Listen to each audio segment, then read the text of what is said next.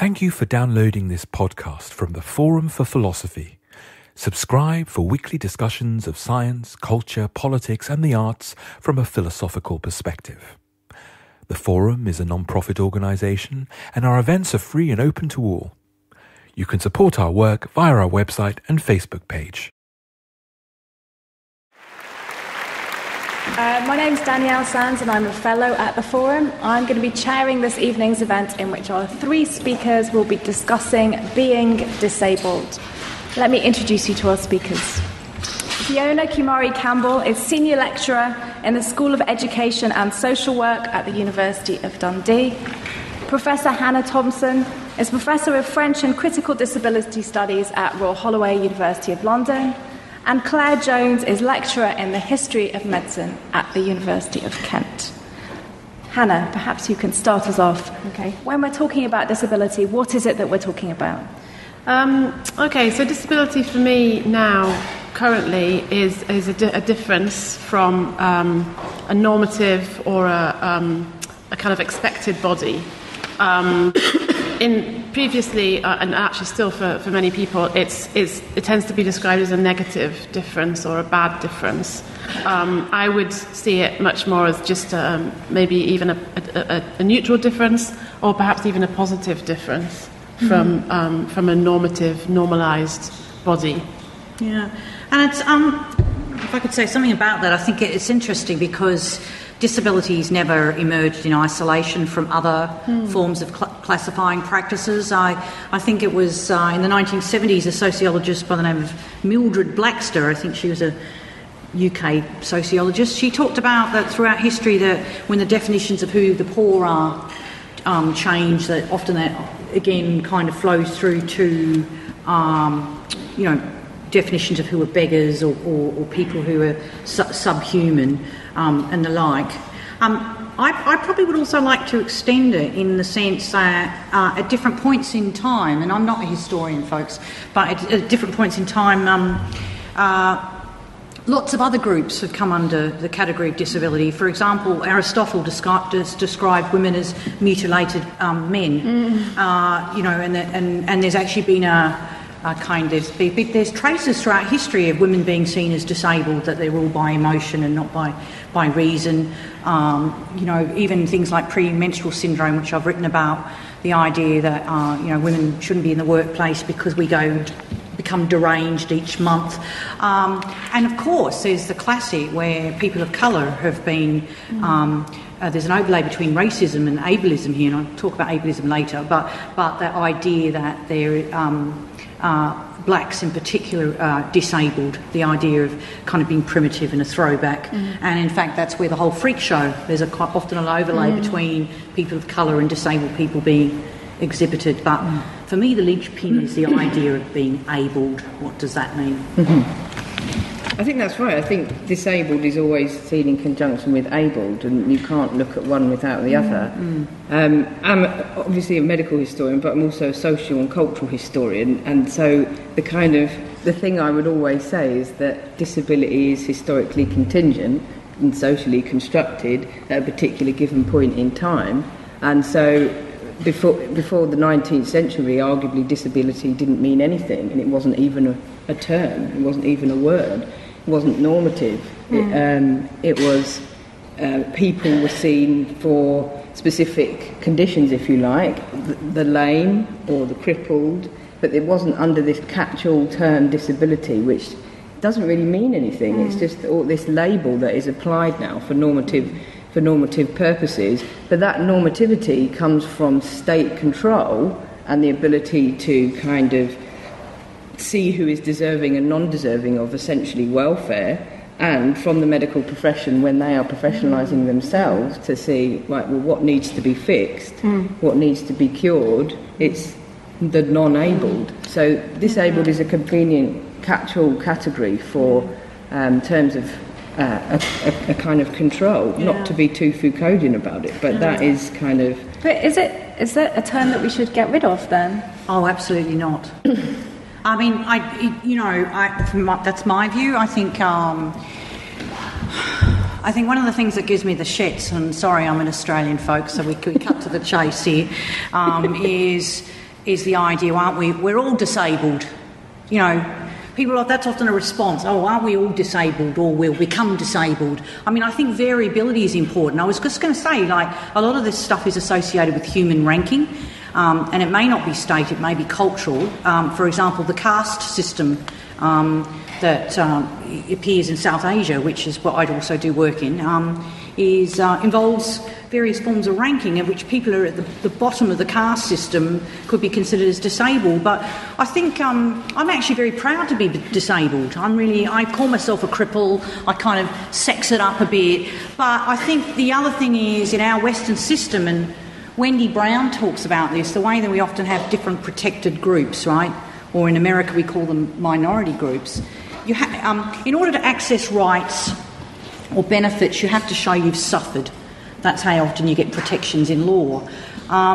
So I think we need to use... I use disabled strategically. Like, you need to use the label, whether you believe in the label, because often we're asked to tick boxes to describe our situation. That's not a good time to have an argument, particularly if you want to have a service or a benefit or whatever. So you get locked into this where, in some systems, like I saw one with a staff survey once, and they said if you wear hearing aids or glasses, don't tick the disability box, which was really interesting about how you can, in one situation, be seen as disabled and in another not. So yes, it's a lot of it's, as you say, social construction, but also my disability has shaped who I am. So actually, I'm proud to be disabled. There's such a kind of assumption in society that disability is something that we would like to get rid of, or we would like to solve, or we would like to cure. That it's really important that those of us who are disabled own that with pride, and kind of try and express through the language that we use that actually there's nothing lesser about my experience of living, or the way that I do things, or my kind of approach to life, just because I happen to function in a non-visual way. So all the medical kind of descriptions of blindness will talk about either partially sighted people or visually impaired people. But I always describe myself as partially blind, because I like the fact that I'm not completely blind. I haven't achieved the ideal of total blindness, but I'm not completely sighted. So I talk about blind people and non-blind people, because it changes the kind of negative positive assumptions that we have around blindness, and it suggests that maybe sightedness is a disability as well, or at least it's a different way of being, which is actually the point of all of this, right? So I think we need to get away from this idea that disability is a problem, a tragedy, something that needs to be fixed, solved, cured. I'm not saying it's not inconvenient.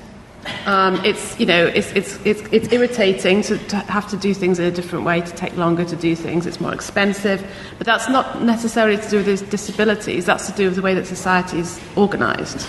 Yeah, I think that's a really good point. I think we wouldn't say, because there's racism in our community, that you automatically would assume something like blackness is to be eliminated. We deal with the racism. Right. And disability does matter. I mean, I became disabled in 1981. I was 18. I was at university. And things have changed now, but it was assumed I would drop out of the university.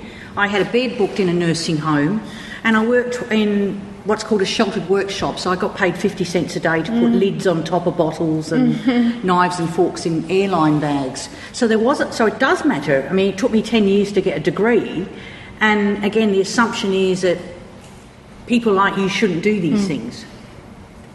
Yeah. So we need to be out there doing these things, because, every day we pass people in the street who have a different vision of disability, and who know people who are dealing with newly acquired disabilities and are facing this kind of negativization, I suppose. This is a kind of assumption or lack of positive expectation. Claire, I wonder if you could tell us a bit more about the medical history of disability. Do you think this medicalisation of disability is something we need to move away from?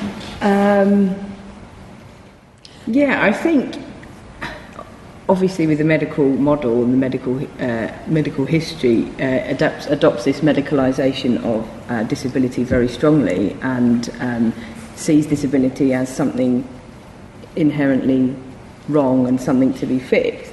And I think that has to be traced back to the history of medicine as a discipline itself, which comes into the 1950s as its own discipline at Johns Hopkins University, which is the greatest medical school in the world at the time, when there's a post-war positivism about medical achievements and what can be done. So the medical kind of perception of that disability is something to be cured fits in with this medical idealism of the post-Second World War period, and doesn't really disappear until something like thalidomide, and with real critics of medical progress and progressivism by people like Evan Illich and Foucault, who say that if you medicalise things, you turn people into patients or victims that need curing. So the more you medicalise something, the more there is a problem. And arguably you can see that with statistics of things like, asylum admissions. You build, in the 19th century, the asylum movement with hundreds of asylums across the country, and immediately there are a massive spike in the number of people that are categorised as mentally ill. Does that mean there are more mentally ill people in the country, or does that mean that you're categorising people under this new medicalised term? So that is where medical history started, because obviously the people that were doing medical history were medics themselves, who believed very much in this vision, shifted to this very negative view of medicine. And Ivan Illich actually calls the medical profession the disabling profession. It's disabling in the 1970s. And then I think into the 90s and onwards, I think medical history has been very influenced by disability activism and disability studies, where the lived patient experience, or patient is even a medical term itself and shouldn't be used. We are patient, by the way. Yeah. Extremely patient. Patient in that sense, yeah. But the lived experience is taken much more seriously, and that's shifted with the rise of bottom-up approaches and the social history of medicine movement as a whole, alongside disability studies and disability activism. So where we are now, I think we're at an interesting point in medical history where the lived experience of those with disabilities is extremely important, as being recovered from the historical record, when previously it was extremely totally neglected. But at the same time, we need to understand the medicalised history, because that's how we get the stigma that we have. Yeah, and it might have changed.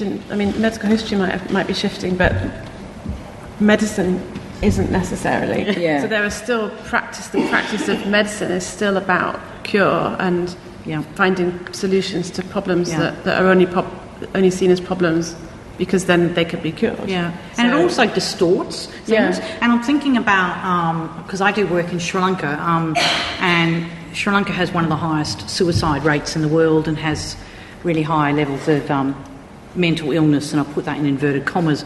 But what's interesting is, you get even culturally different countries having to adopt things like the Diagnostic and Statistical Manual of Mental Disorders.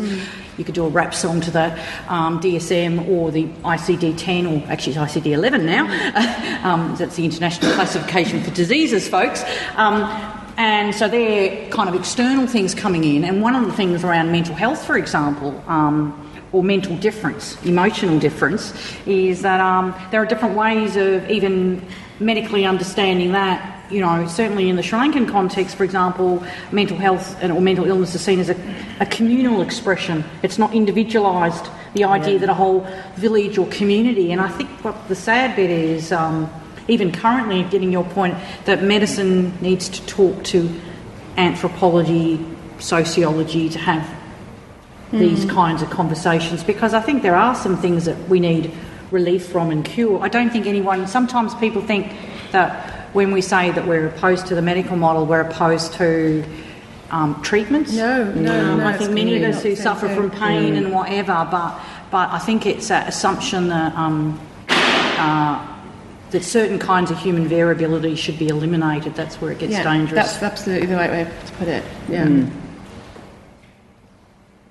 Hannah, you said that we should think about being disabled as a neutral or even a positive difference. Perhaps you can tell us a bit about this idea of it being a positive difference. Yeah, so there's quite an interesting idea that's come out of critical disability studies, which is the idea of disability gain. And you can also talk about deaf gain or blindness gain. And it's this idea that disability actually brings, it's a positive experience in its own right, but it's also actually beneficial to the non-disabled community because it opens non-disabled people up to different ways of doing things. So in the case of blindness gain, we might talk about the audiobook as a really good example. So the talking books were first invented for blind people, by blind people, with blind people, for blind people, after the First World War. And now they've become, in the last 5 years or so, they've become completely mainstream, and non-disabled people are seeing the benefits of not having to engage visually with text. You know, you can listen to them in the car or when you're going to sleep. And I mean, podcasts is another example that is a non-visual technology which is suddenly becoming hugely popular, and that suggests that we're not actually as wedded to the visual as we like to think we are, and therefore blindness suddenly doesn't become such a problem, because it's a way blindness is actually evidence that we don't need the visual, we don't need to rely so much on the visual in order to survive or to enjoy life. So I think it's really important to kind of really focus on what disability as an experience, but also as a critical position, can bring to everyone, to the whole community. Yeah, I would agree. Nancy Mears is a poet in her own right, but towards the years when she was retired, she had MS, multiple sclerosis, and so she wrote some really interesting stuff. And one of her books is called Waist Height in the World, and it's about her use of a wheelchair. And the gain for me is actually there are so many different ways of experiencing human. It's like, and the best way I can explain it for those of you who are not familiar with the disability experience, the best way you can probably capture that is, if you can recall maybe the first time you went to a country or a culture that was different from your own, and just the things you take for granted, totally blows you out of the water. That things are done differently, and certainly for myself, I'm normally a wheelchair user. I mean, how I experience the topography, the geography, how I experience movement, what I see, which, by the way, is people's backsides. So it's an interesting experience that you're seeing. But your height, and we've put, there's been work done on the differences, the height experiences, which gets. So these are other ways of experiencing. It might be the kind of, with some disabilities, like I'm thinking I've got a friend with Tourette's syndrome, that sense of experiencing touch and tactility, picking up on things that you and I might not pick up on in terms of a vibe, gesture, all those things. What do you think we need to do to kind of shift the general social perspective of disability being a negative thing? Do you think we need to, is it levels at a conceptual, is it changes at a conceptual level, at a linguistic level? How do we make those kind of changes? Well, I mean, I've got mine. So my work is in the area, I started off in disability studies, and I'm still in disability studies, critical disability studies, but I guess, disabled people are one of the most studied groups of people in the world, and there is, I don't want to be flippant about it, but most of the strategies are in a number of countries has been what I call the feel-good strategy. It's just about changing people's attitudes. Now, if it was simple as changing attitudes, we could have some amazing kind of marketing campaign, maybe the people who did the Brexit vote, I don't know, to kind of have some kind of re-education. But actually, I think it's not about disability. For me, it is a deeply conceptual level, and that's what makes it difficult, because it's complex. For me, actually, because we talked about earlier that disability through history's changed that marker, and it moves along, and sometimes people move in and out of categories. For me, actually, instead of studying disability, we should flip it. Now, I'm not saying it's the direct opposite, but I think we should be focusing on the idea, which also has changed through time, of abledness or ablement, because that has changed through time. And we all, from the moment we're born, some of you might have heard about it, those of you who've had kids, the APGAR score. So within 5 minutes of a kid being born, there is a scale that actually ranks them in terms of they're meant to do this and they're meant to do that. So we're actually born into this world that says, have you made the grade? Do you make the grade? So this idea of ableness, and, for those of us who, certainly in my case, as you get older, you sort of think the whole idea of ageing, what it means, the pursuit of beauty, what it means to be a productive person, all these kinds of things. So actually for me, because some people benefit from particular conceptualisations of ableness. But it is also linguistic. I think everything probably needs to happen at the same time. So there'll be two things that would need to happen really quickly, and there's a radical shift in the way we use language. So changing, as I said, trying to revalorize the negative terms, so turn blindness, take all its negative metaphorical connotations away, and use it in a positive way. But also it's about representation as well, because until there are disabled people, until seeing a disabled person on television is not remarkable, and until a disabled person has a plot line which is not uniquely about their disability, then small work still needs to be done to just make sure that that people are not surprised to see disabled people on television in positions of authority, out and about. Until we don't kind of notice anymore, then we haven't done enough, I don't think. Yeah, even in the classroom, I ask my students, I teach social work students, and I ask them, I don't know what induced it, but I just kind of said, have any of you been taught by a person with what I call an apparent disability that something you can see? And it was interesting. I think one person said that they but it's like it's having that exposure, so it's not something weird, because that's. But there's also there's a kind of a fear thing that non-disabled people don't necessarily know what the disability or what to do. Yeah. So there's a kind of there's very strong feelings of kind of embarrassment and fear, and also Rosemary Garland Thompson makes a really good point in her book on staring, that we all kind of know that at some point our bodies are going to let us down and we are going to become disabled. If we live long enough, we will become disabled, and it's a terror of kind of that happening, which makes us not want to connect or engage with disability and kind of just keep a bit of a distance. And that's why staring is such a kind of powerful response. You stare at something different, but you don't engage with it. So. I think it was interesting what you said about representation, and I think that's also true in terms of who are academic historians as well, but also about the subject matter and how histories of disability are written and by who and from what perspective. So it's quite a new field, very recent, couple of decades, and actually my US colleagues, disability history is much kind of newer and less developed, which I find quite interesting, considering the kind of disability activist movement in some aspects of US culture, particularly on university campuses. So representation is, I think, extremely important in terms of how does people with disabilities are represented in historical text, who the historians are. Wouldn't it, have a disabled historian on TV? Would be marvellous.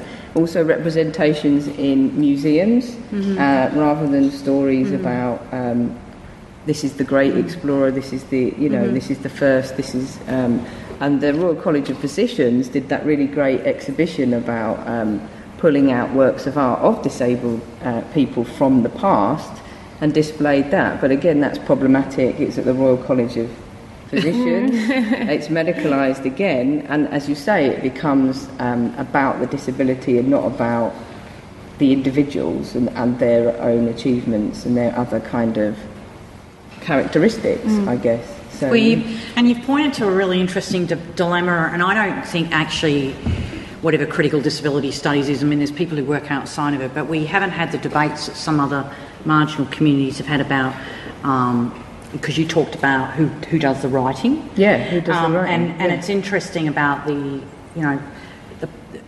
there hasn't been the debate about, for example, within many communities, whether it be the queer community or, people of colour communities, about what the idea of voice, who can speak for whom, and they're feisty debates, folks. I mean, they are really feisty debates, and how people are positioned, and that has some real implications. And I mean, certainly a couple of us have tried to raise it in disability studies, because there are a number of, and I won't mention names, there are some very prominent disability studies scholars who, for want of a better word, haven't been upfront about how they position themselves along that continuum, and it's not.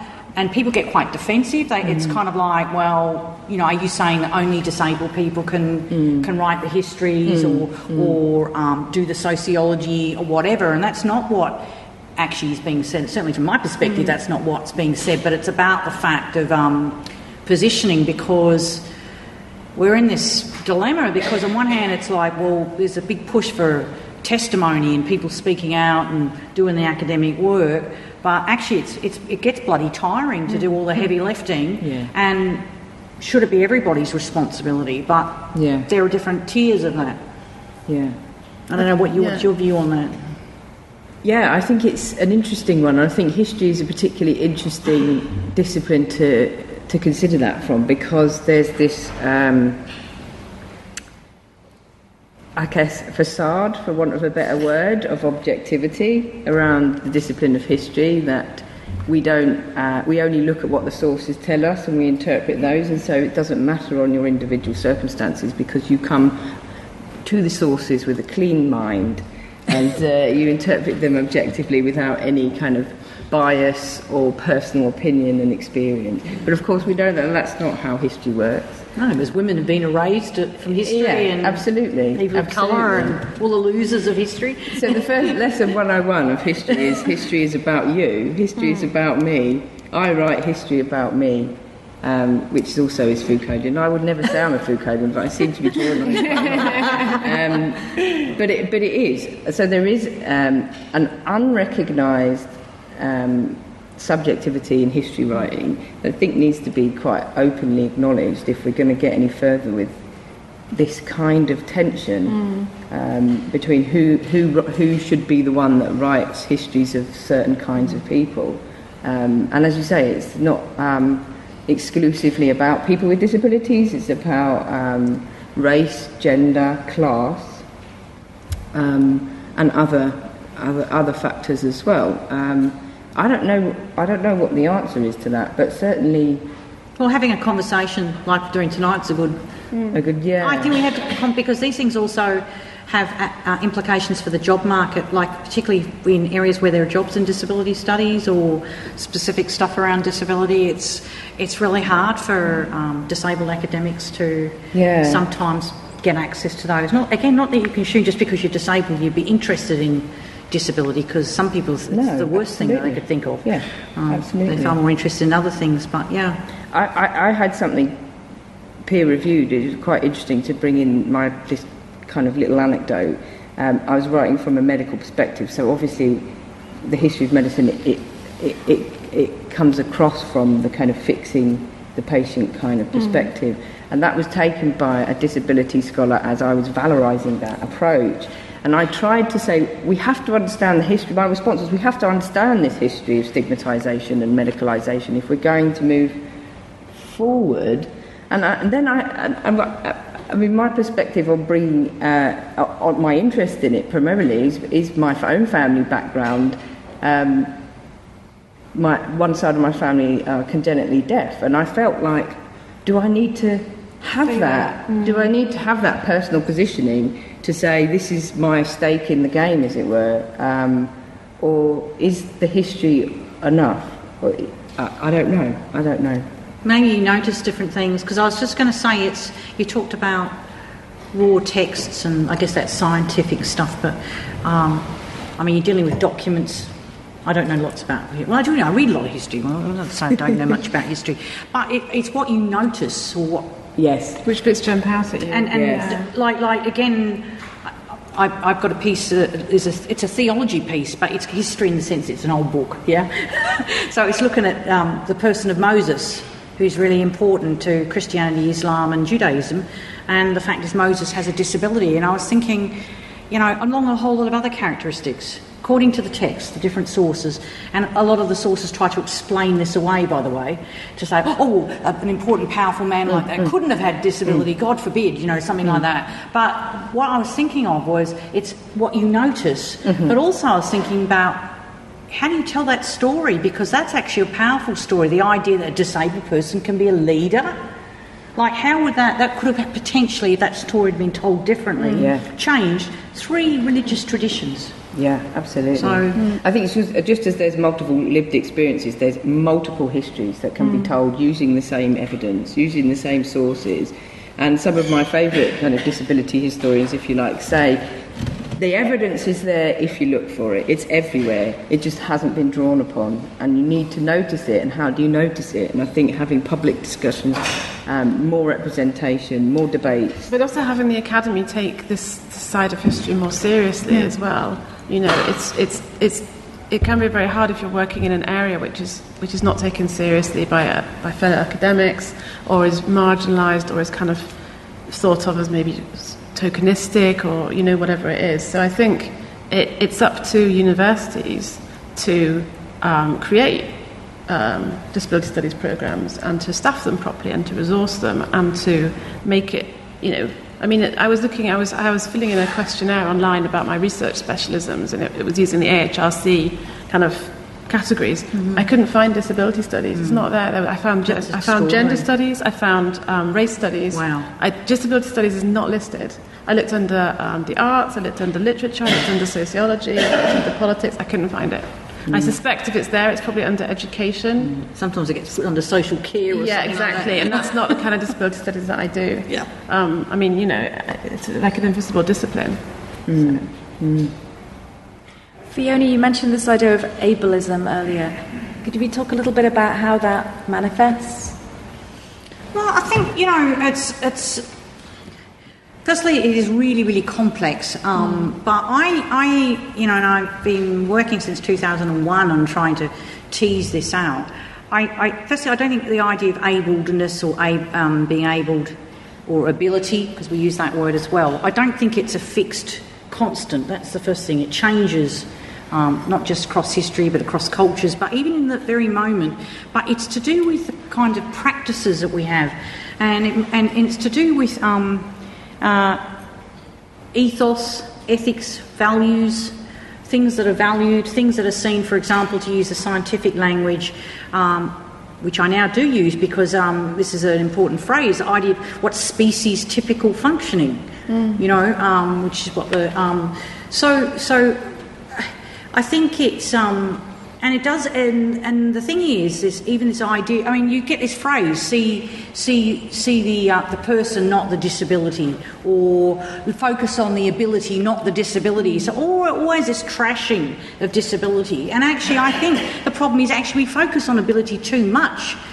This is not to say that we should be kind of encouraging people to reach their potential, but it's, you know, and where the complexities come into it, and it's in medicine, the idea of improvement, the ideas of progress, the species typical functioning that there is a universal human body, and in fact it's a lie, it's a fiction, because you know, and anthropology has helped us with this, because people's physical bodies are the shape of them, the muscle structure, their flexibility, their capacity changes according to how we use them. So if you're somebody, for example, who's used to walking 20 kilometres a day, miles, you know, your body is going to be very, very different if it's a culture that emphasises a different kind of synergy behind hearing what you hear, and even the frequency levels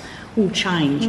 So I think the thing is, I said, ideas of productivity. Speaking of history, the one that I love is a story, and I love it to tell students, because everybody thinks this is really modern stuff, you know, these postmodern people, they go on. And there's a lovely letter, I think the guy, and I'm probably not going to pronounce it correctly, Marcus Sergius. And anyway, the letter is called, basically, it's on applying for a pension. And I think this was like 3 BC, don't quote the dates, but a long, long time ago. He was a Roman general, right? And what I loved about it was, oh my God, they had pensions back then. You had to kind of like, you know, come up with an argument to get the pension. But the thing about this geezer, it was really amazing, because he was a fighter, he was a soldier, he was the personification of masculinity. So this is also the other thing about particularities of masculinity. Anyway, in his battles, he lost his arms, he lost his legs, he lost every bit. But the thing is, even back then, they had prosthetics. So he had the kind of artificial arms and artificial legs. So when he goes into this tribunal to apply for a pension, he says, I'm disabled, I can't work. And they basically told him to, as we say in Australia, bugger off. You know, go away. It was tied to a social role. You've got your artificial arms and legs. You still can fulfil that role of being a soldier. Therefore, you are able. And it's a really interesting, and that's where history becomes extraordinarily powerful. As you can see, I'm very excited about it, because, but certain people, men. So maleness is often seen as a form of ableism. It's the optimum, the best kind of human being to be in most societies and through most of history is to be male. Whiteness is a form of able-bodiedness. Heterosexuality is a form of able-bodiedness. These are about optimum things, and the more that we slip away from these, we're in really dangerous territory. Also, disabilities are there's a hierarchy, isn't there? There are some disabilities which are seen as less upsetting or less difficult to live with, or less difficult for other people to deal with. So you might be more employable if you've got one disability rather than another, and you know. Well, we rank them. Do you know the insurance policy manuals? I know it's late at night, so it's always throwing these little humorous things, but this is true stuff. If you have damage to your penis versus damage to your vagina in a insurance manual for court cases, a damaged penis is worth more in terms of a percentage. So the whole human body has been mapped in terms of an assigned value for body parts, and then you get money with it. So yes, you're absolutely right. There's this absolute ranking. But I think the thing about ableism is it's what you said. It values productive, highly functioning, successful people who can kind of achieve these arbitrary kind of consistent performance, physical, emotional. This is where people with mental health issues get it in the neck, because instead of this idea of fluctuating emotions, we don't like that. We can't deal with people with fluctuations. Well, it's very difficult to categorise and put people in boxes if they keep moving, isn't it? So the point I wanted to make, just to finish, because I've been chatting a bit, is I actually think we need to talk about how ableism actually entitles certain people, and people want to hold on to that. And what would it be for people to recognise that their bodily and mental and emotional state actually gives them advantages, and what would it be to actually let go of that and let some of the others in, most of us actually in the door? I'm glad you picked up on the kind of Roman early history, because I start modern. I'm kind of 1700s onwards, so that's great. But it's interesting to hear about prosthetic limbs from that time. And we're still having the same, works and pensions claims where, now it's, what is it? You can only walk 20 metres, you have to walk 20, if you walk 20 metres you can't get access to a benefit. Same deal, just happened back then. Yeah. What about the issue of social inclusion? So if disabled people are trying to be included in a world that is inherently ableist, what are the kind of problems that are generated by that? I'm really mindful I'm chatting a bit here, but I get really cranky because this is about changing attitudes. Do you know what? It's happened to every minority group.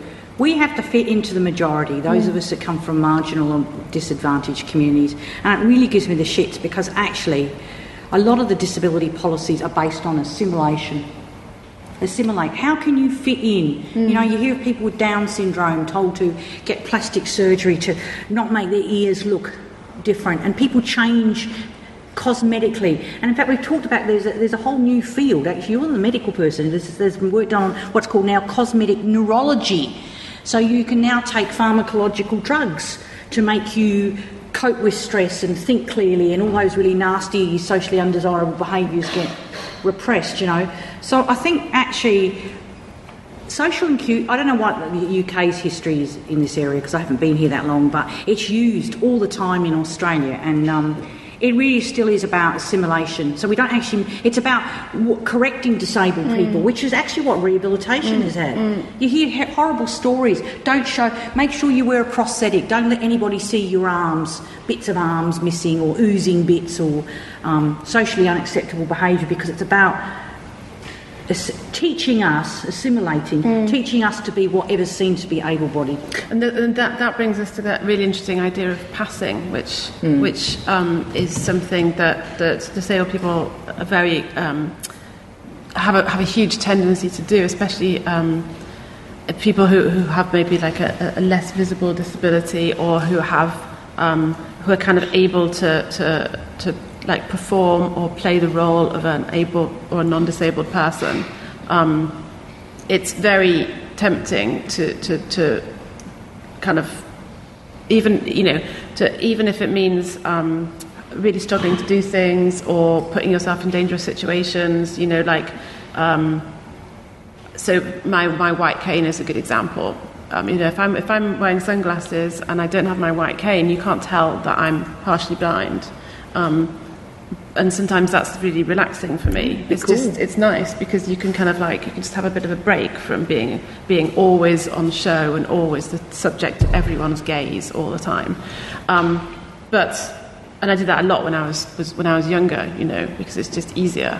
It feels easier. It turns out it's much harder because people, you have to then perform this kind of non-disabled role, which is really exhausting. It's disability is so there's so much about assimilation that people are very taught to perform, to act, look like everybody else, because it'll help you fit in, and then you won't have so many, you won't look different, and people won't treat you differently. But of course, the more people who look the same, the more difference stands out. So it completely, kind of contradicts itself. It's also about judgment, and I won't mention the names here, but I had a conversation with another academic who suffers from, and that's her language, depression and anxiety, but she looks able-bodied, right? And so she's that passing stuff you were talking about. So, apart from telling a few friends, it wasn't really well known, but recently she's got a dog to help her with anxiety. And she said it, and this is fairly new, but she said the reactions of why do you need this dog? So you actually get this judgment. Surely you're not that bad. Is it just we all need, or people laugh, say, we all need a happy dog. This kind of, and what does that do to people? Because I think that's the interesting thing, as you say, people think, the assumption is you're sitting there not looking like you're blind. Right. Kind of like, that must be cruisy, Well, people kind of think, well, surely, what are you getting out of this? What benefits are you getting? What advantages are you getting that I'm not getting because I don't use a white cane? And, it's an extraordinary special kind of... rights. Right, well, it's a really extraordinary, extraordinary view that people have. But I think, there's also the practical issues, is that, it's impossible for disabled people to be included in society if society has barriers. There's the obvious kind of, stairs, okay, but also things like, reliance on visual information. Not having sign language not having tonight. sign language tonight, for example. So that excludes a whole bunch of people. There's no audio description tonight either. So where were the pictures? I wouldn't know. I went to a conference 2 weeks ago about disability in football, and it was there were simultaneous translators sitting at the back translating it into 6 different European languages, and there wasn't an audio description track alongside them, which meant that I couldn't access any of the videos that were being shown. And it was a conference about disability. And if those kind of conferences can't even think about basic access issues, then nothing's going to change in the way of social inclusion. I wanted to pick up on what you were saying about passing, because that's something that's also historically contingent and very interesting. And with in the modern period, when you get the development of whole prosthesis industries and industries for hearing aids and kind of walking sticks and appliances for those with visual disabilities, they become more and more about disguising the disability. The limbs become the colour of flesh. The really interesting hearing devices from the Victorian period are disguised as headpieces for women, and you could have hearing aids on the end of your armchair, and you could have them disguised into fans. So this, the Victorian period is really kind of crucial in the construction of this idea of making your visible disability invisible and passing. Emotions management and now it's sexed up, because you can get with cochlear implants, there's a little, I don't know what it's called, like it's a little shield. And I don't know how people do it. Some people, I see glasses as fashion accessories, so they have like multiple pairs and they match it to their clothing. I don't really understand it, because I can't even afford to have one pair of glasses and revised prescription. But some people do that. It's like a fashion item. So what they've done with the cochlear implants, because they want to market, the companies have been trying to market this to teenagers and people in their 20s, is you can get these different coloured shield things, again, to fashion, to accessorise. It's accessorisation. That's slightly different from making it invisible, though. I know that's exactly. kind of playing with it, exactly. Which is nice. When you can get like prosthetics which are kind of artwork, art exactly, and are really decorative and are really kind of beautiful. But I think I'm fascinated by this desire to hide, to make your disability invisible. That's And there's been some historical work done on that with, like, and again, you might have come across this because some of the early advancements in prosthetics, like and I say early, like from the First World War, was all these guys. It was actually linked to masculinity who were severely maimed because of this horrific warfare, coming back to the United States. And it was about passing, but it was also about trying to refashion a different form of masculinity. So here's an interesting, again, a kind of linkage. And one of the earliest kind of post-war prosthesis companies was established by a former RAF kind of pilot who crashed his plane and lost his leg and became this hero and this symbol of masculinity by founding his own kind of prosthesis company and demonstrating his masculinity in that way, having come from this very kind of privileged, white, middle-class, male, military Air Force background in the first place. So, that's very interesting to think about where those industries have come from initially and how they fit into the context of the time. Can I just jump in one more thing about the passing thing? Because one of the interesting things is there's the passing, but we also, out there in the community, and particularly the media, so I don't like me saying out there in the community because it gets a bit vague, but the media, it likes to have this fixed category. Who are the real, genuine disabled? Like there's all these fraudsters, right? And who are the non-disabled? And where you can see this play out, and I've just started looking at this, actually looking at Daily Mail and The Guardian and The Statesman, I think, There's been a huge debate in the last 2 years, and wait for it, is about who can use mobility scooters. And at the moment, the licensing is only for people who are disabled. But one of the problems is lots of people are now using them because they're cheap.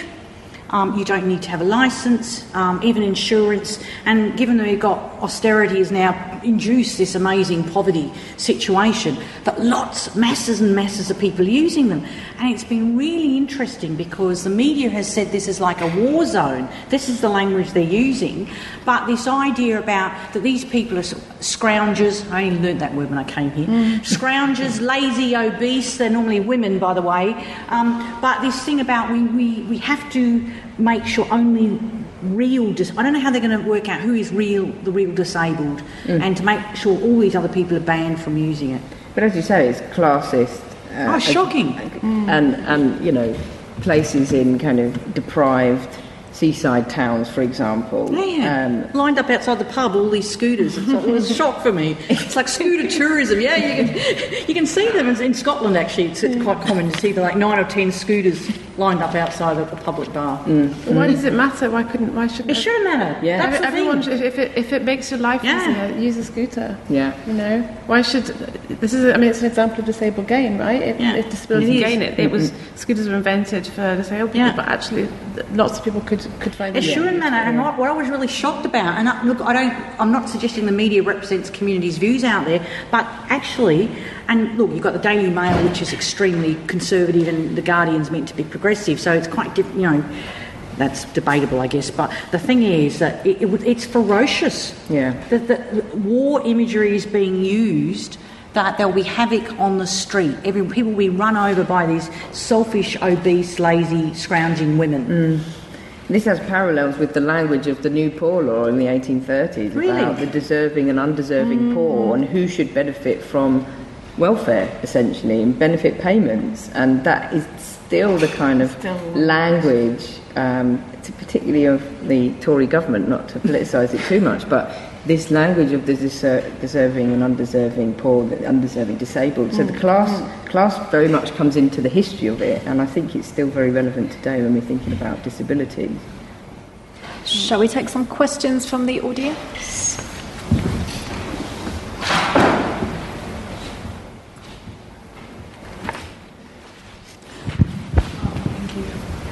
Hello. I just wanted to ask if you could elaborate on the aspect of disability and the barriers in the workplace.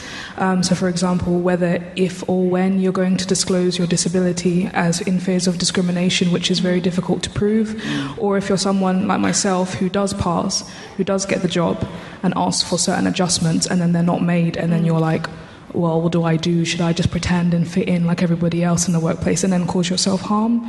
So, and then the aspect of trying to support yourself as an independent person, even though you do have a disability, but then having those barriers and then having the stigma of then taking the help that you might need from the government, let's say, because you struggled to get a job in the first place. That's a really good question. You know, what the OECD, Organisation for Economic Cooperation and Development, reviewed international policies around access to the labour market, for disabled people. And really, it was one of those quotes that jumps out of the pages at you. Because you know what it says? In most countries, the current policies actually make no difference. So there's something going on in the dynamics. I mean, I think, again, there is this thing about putting the cap out, the Oliver Twist thing of people feeling grateful to get access to reasonable accommodations. I think people don't really understand what that is. I think there are issues around productivity, and I think there's now starting to be work done on this about looking at different ways that people can work, but also there's an assumption that sometimes we know all that sort of stuff in advance. But I think what happens is there's an unnatural attrition happening. What I hear from some of the research forums I've been in is people feel that they start becoming quite depressed. If they weren't depressed beforehand, they will become depressed, is that because it wears people down, this thing of having to constantly negotiate and fight for these exceptions. I mean, I think the problem is that employers will do the absolute minimum to stay on the right side of the law because their main priority seems to be productivity and money, and so they're very resistant to accommodations because they don't understand that it will actually make you a better worker if you're working in an environment that suits you. I mean, even the language of disclosing that word suggests that disability is kind of like quite an embarrassing secret that you might or might not want to reveal. But that's part of the stigmatisation of disability, isn't it? It is, and you know what? The other thing is, it's like also again another telling a story, because actually, particularly as you go further up the system in different jobs. Actually, most employees negotiate accommodations, and boy, to those who are powerful and confident, they negotiate all sorts of accommodations, days off, cars, particular things in their office. Some even get their dry cleaning done, but somehow our kind of accommodation gets marginalised or exceptionalised, and we get reputations for being difficult and argumentative and complaining. But the other thing is about benefits and claiming money from the government. The system's in place to support people who need it, and disability is very expensive. So I don't think anyone should ever subscribe to the kind of the shame of having to take money from the government, or this kind of narrative of a scrounger. Is completely that's completely created by an ableist culture.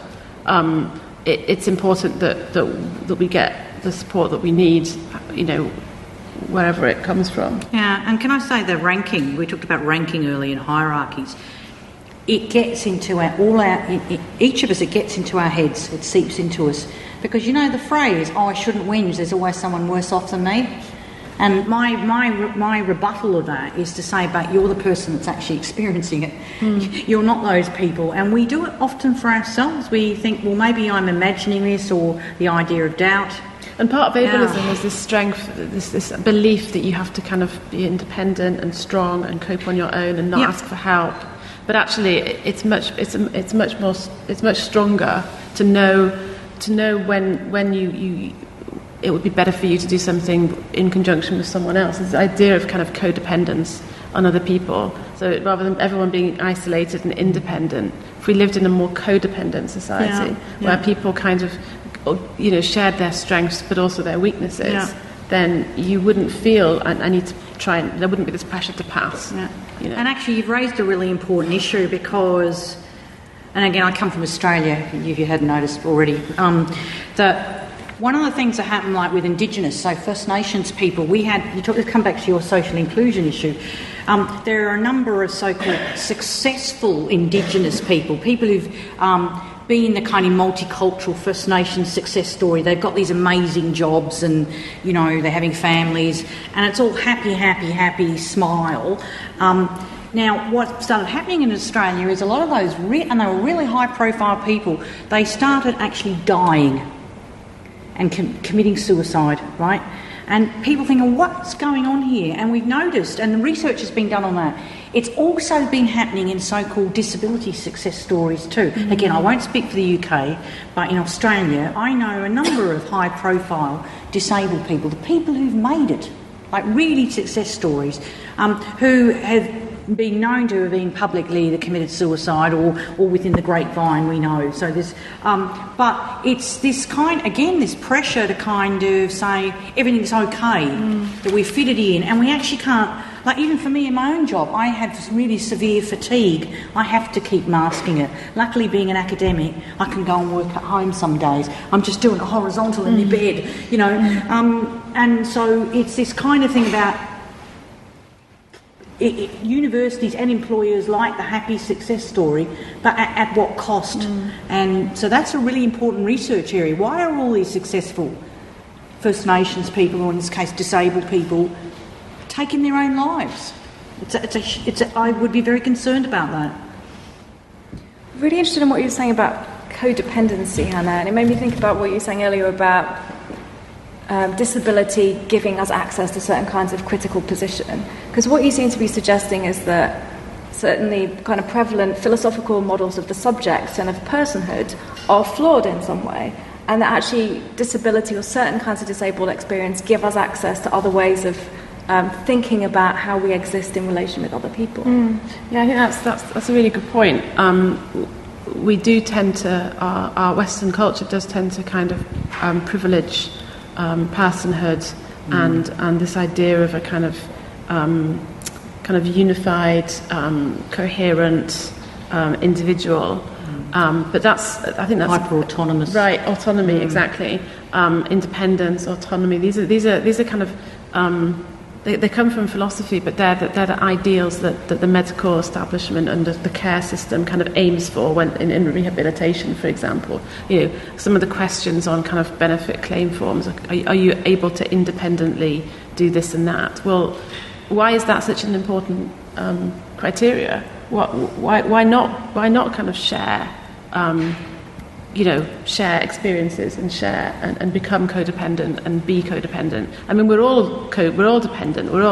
Most of us are dependent on our prosthetic phones that are basically our brain that we carry around with us. Sprung. It's just a different kind of prosthesis. It's not a person, but it's a codependent kind of. Could be a person. I think there was a film made about that, wasn't it? Yeah. So I think moving away from this kind of autonomous, independent, individualistic, because we do still live in a very individualistic society. It's very linked to kind of capitalism and success and progress as well, and kind of just exploring ways of doing things that are more kind of mutual and more community based, perhaps. And arguably that's down to the development of property rights. This is mine, that's yours. Yeah. We don't have communal land, we don't share. Yeah, and that Enlightenment tradition, just to link it back to history and philosophy, this idea of this kind of teleological view of history, that history's moving. We are history's improving, we are progressing. Yeah. This idea of continual improvement, and you hear about this. It sounds nice, lifelong learning.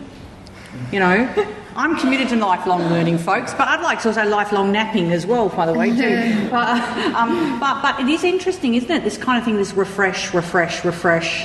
Let's make it all better, progress. I mean, life doesn't work like that. We aren't continually progressing. No. History doesn't work like that. That's not what human life is about. Human experience isn't about continual progress, and yet this narrative in history and in everyday life is really strong, I think, and difficult to... And we internalise it, that's the thing. Yeah. Let's take some more questions. I think there's lots now, so we'll take a couple at once. Thank you. My name is Maggie Ellis. I coordinate a European group about e-health technology. I'm also an occupational therapist, and I have disabilities that are hidden. So often people don't assume I'm disabled. One of my hidden disabilities is being deaf, with a particular kind of deafness that hearing aids are useless. Mm-hmm. And so it's particularly difficult in a place like this with a lot of background noise and you speakers, none of you using lapel microphones. That's custom and practice in the London School of Economics, I have to say. Not good communication. So that's point one. But I wanted to ask each of you two questions which are related to my comments about disability. I've been either on the staff or associated with LSE for 10 years. And this is the first event in the form of a lecture that's mentioned the word disabled. I am fascinated that it's the Forum for Philosophy that organises this event, because having suggested that other departments might arrange something remotely to do with the topic, one has never succeeded. I wanted to ask each of you two questions. I'd love one answer back, one simple sentence back from each of you. And that is, obviously, when you planned this evening, you had a concept of what you wanted to achieve. And the other one I wanted you to take away with you, really, is what do you think you will have learned by this evening? Thank you. And let's take one more question. Yep.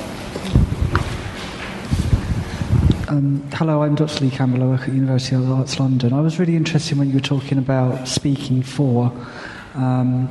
this sort of idea around subjectivity. So part of my research is to explore visual impairment and blindness, but I'm coming at that as somebody who I don't classify myself as being visually impaired. And I was recently attacked in a lecture that I was given by somebody who had a disability, who was visually impaired, and shouted out how, excuse my language, effing dare you for trying to understand what blindness might be like.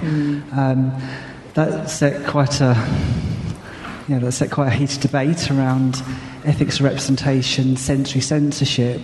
Can we explore beyond our own subjectivity was one of the questions. So I'd just be really interested to hear some of your views. I know you've touched upon that. There was also something else I wanted to mention. There was a really interesting exhibition at the Wellcome Collection about 5 years ago called Superhuman, which was all about prosthetics and making visible the invisible and vice versa. So that's sort of another... Thank you. Okay. Well, we were talking, just in terms of your question, we were talking about this beforehand because I actually found in a lot of mainstream conferences or seminars, actually most, and among so-called progressive disciplines and the progressive people, that actually there's nothing on disability, or if there is a small session on disability at a conference, nobody turns up, or it's the same people, you know what I mean? So I was super excited because actually I found that certainly in the philosophy area, disability in a critical way hasn't been picked up. So so credit to you. I think it's hopefully the people who listen to this podcast will get a shock because they hopefully won't just switch it off as soon as they say disability, but that they will be engaged so that in a conversation. So I think the issue about what do you want to achieve, I think it's mainstreaming this as part of different disciplines. Even for us, I haven't met these other two people, or three, I haven't met these people before, and just even us having a conversation for me gives me hope, because it's actually quite depressing. It's really depressing when you feel like you're going in circles. Even my own university, we don't do disability studies, so I don't teach any disability work, and I come to other places to talk about disability and ableism. Yeah, I mean, I think that's the point. It's reminding people that disability is an identity in the same way that gender, race, and sexuality are identities, and it permeates every aspect of human existence, and therefore it should be studied in every subject. So my primary specialism is French literature, and I am lucky enough that I can teach critical disability studies as part of my work, as long as I centre it within French literature. But I actually think things are changing. I think academia is becoming slowly more open to critical disability studies, and I think that's the point of philosophy as well. Is that we're talking about critical disability studies. So we're kind of critiquing established models of disability, and we're analysing how it how it can be rethought, repositioned, and how it brings benefits to everyone. And just to answer the other question about visual impairment, personally, I'm very happy for everyone to speak about disability, whether or not they have personal lived experience. I think there's enough kind of literature and sources out there which you can read and which can kind of inform you. I would kind of warn against the slightly outdated practice of simulation, of kind of handing around blindfolds, because that it's a very it doesn't. The point about disability as a lived experience is that it's a kind of permanent lived experience, and there's textures to it, and it changes absolutely. And also, everyone experiences their disability differently, especially blindness. Only 2% of people who are registered blind are completely blind, And if you ask any person, I mean, one of the questions I get asked the most is what can you actually see? And I just can't answer that question. It's too complicated. But I can guarantee that it'll be completely different from the answer you'll get from anybody else. So it doesn't. In the end, it doesn't really matter. The kind of exact what people see and don't see doesn't matter. It's the experience of being a partially blind person in a sighted world is the experience to focus on, I would say. Can I just have a little bit of a different take? And sorry I didn't get to your question on that. I think it's really difficult because the disabled people's voices and the varied range of voices has been excluded. So unfortunately what happens in a lot of communities is people end up getting really pissed off. So that's why it gets a really difficult to debate. And maybe I think decency in articulating things would help to look at those differences. Where do those differences matter? But also, and again, I don't know the circumstance, so this is not about your situation particularly, but I think, for me, I think people do need to declare about what their investment is in an issue, because we come to different issues for different reasons. And some people I know, I've spoken to people who identify as able-bodied, who do disability research, and sometimes it'll be a really indirect thing. They just fell in love with the issue, or maybe they did have a family member or something else like that. But I actually think that kind of those kind of conversations are important because we might have different investments, and some of those investments are made to matter. Some of us can't walk away, metaphorically or otherwise, from the issue at the end of the day.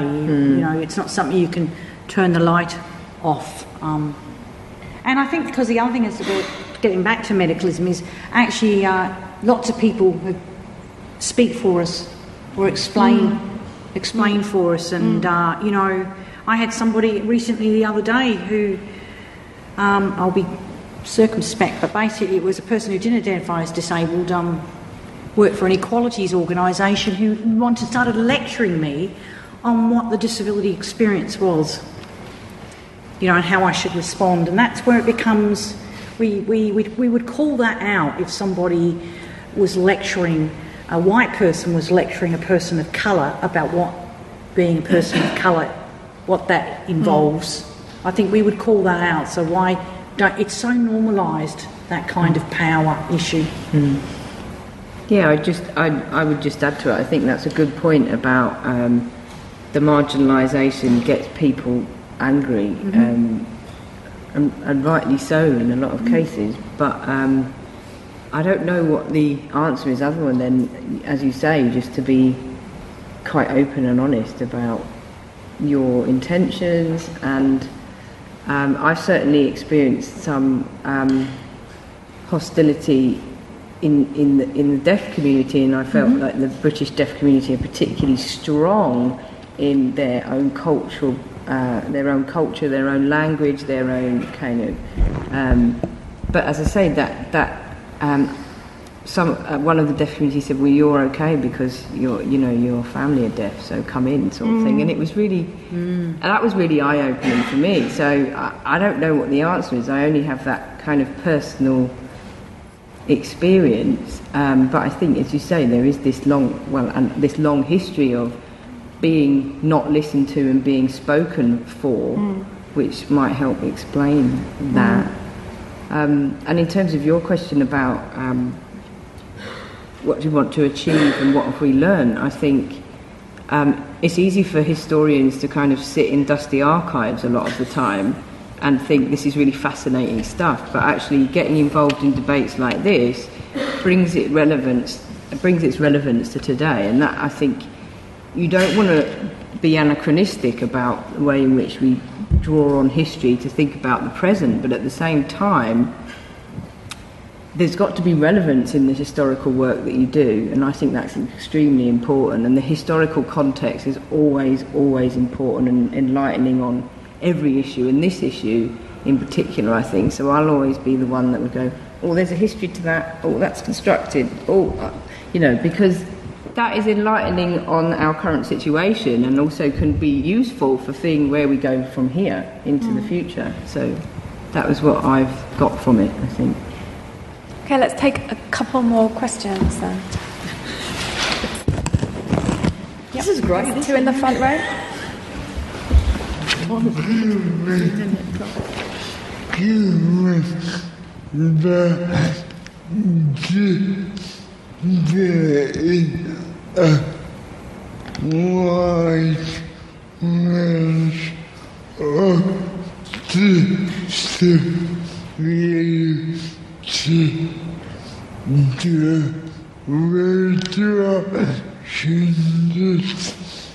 term is hard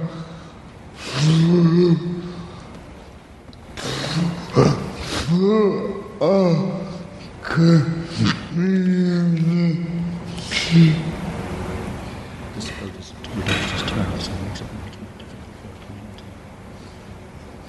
Because there are wide and the term disability is a reductionist term, okay? Mm-hmm. And using the term disability makes it very difficult for the disability community, given that we are a wide and very, very diverse community. Thank you. We'll take one more before we answer that. Hi. I'm a student of political theory, and of course very recently we've realized that in drawing the boundary of what counts as human, we have excluded a huge chunk of people throughout history. But one of the things that I often think about is it enough to say that we just need to normalize, for example, what we think of disabled right now, and also make our workplaces accessible, make our schools accessible? Or are there certain structures within the society which are inherently inaccessible? For instance, we have a certain grading system which might not be accessible to people with various mental abilities, or we celebrate our festivals in certain ways, we have our transportation system figured out in certain ways. So do you think a more inherent change is needed, or do we just need to make what we have accessible? Thank you. So one question about disabilities being a reductionist term and how useful is it, and the other about whether we can the issue is just making things more accessible, or whether there needs to be a deeper change. Okay.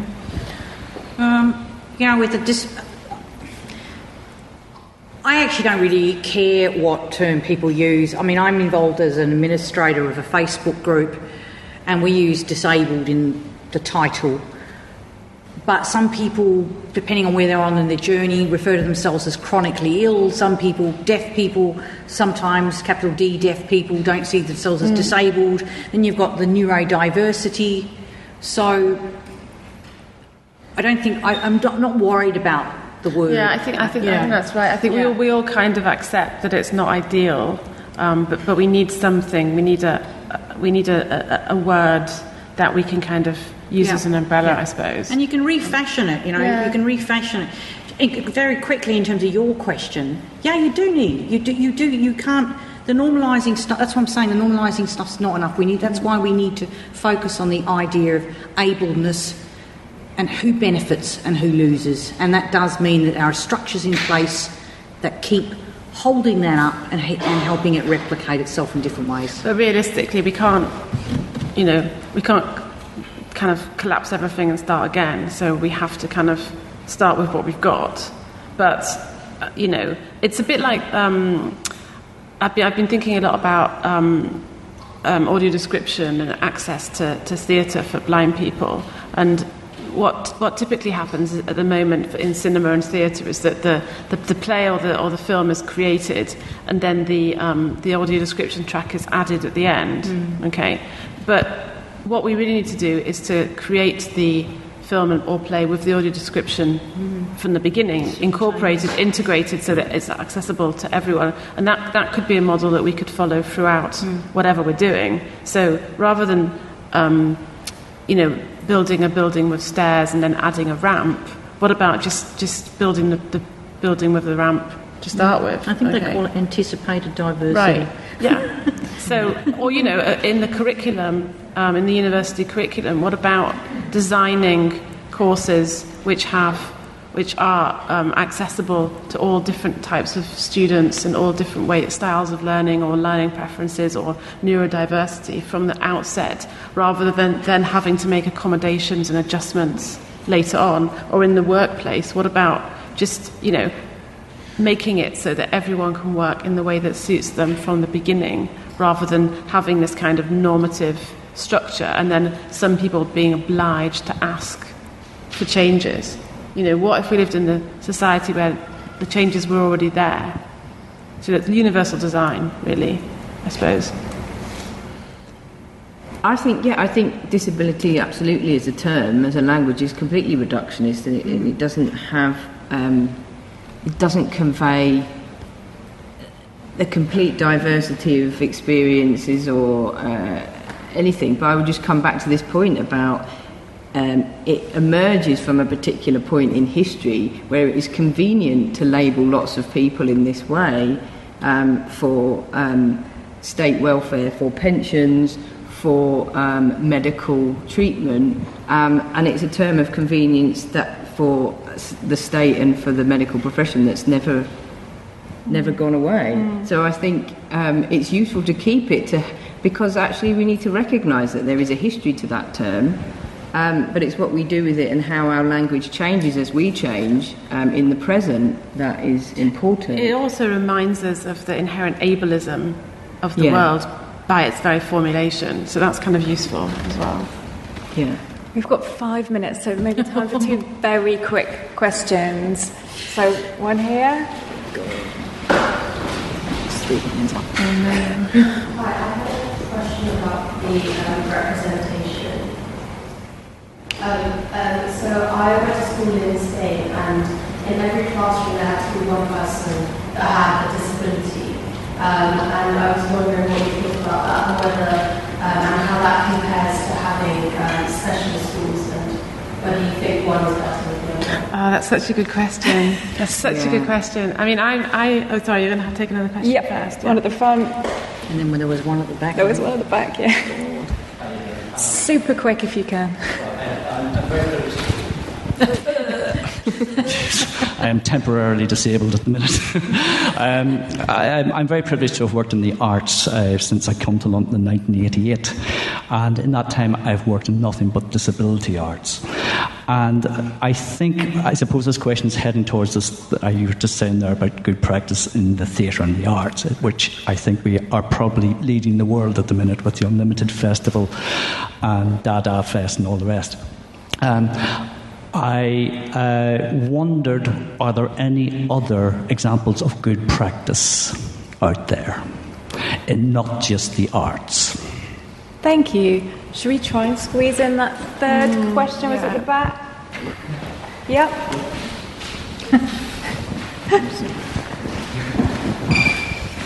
Thanks for fitting me in. I was just wondering, today we spoke a lot about what needs to be improved, and I completely agree that a lot needs to be improved. But I'm just wondering, in the field of disability studies, are there any countries or communities or cultures which are generally viewed as quite exemplary or more advanced than others when it comes to inclusivity and disabilities?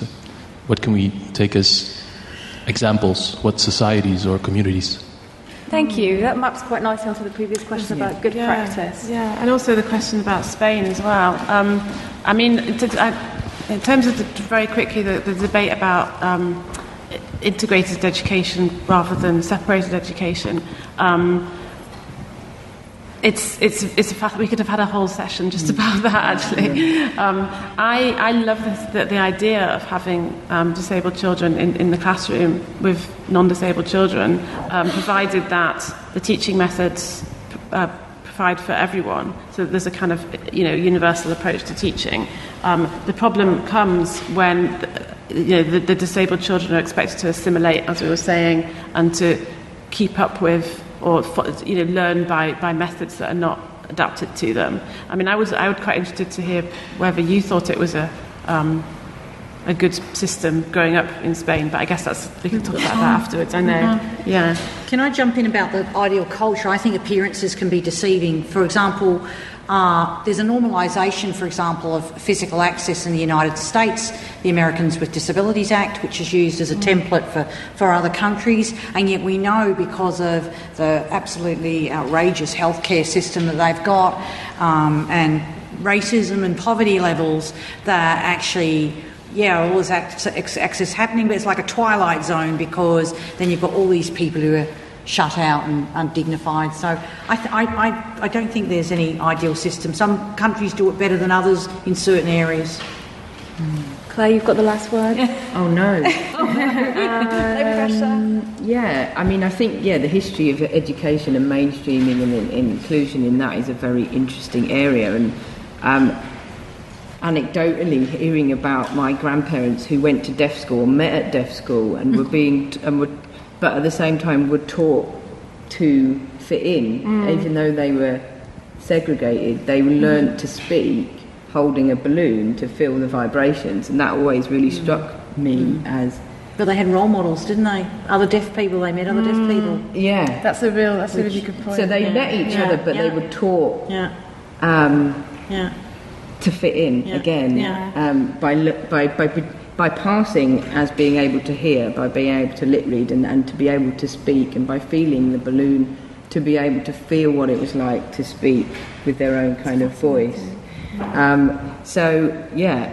That is not a great note. I guess it's quite an interesting note to end on, but it's not necessarily very profound or groundbreaking. Peer mentoring is really like, where do disabled people get to meet other disabled people who've lived their lives, who can share the wisdom? Yeah, that's a big question. That's a nice moment to end on. Yeah. Thank you all for coming. Join me in thanking our speakers.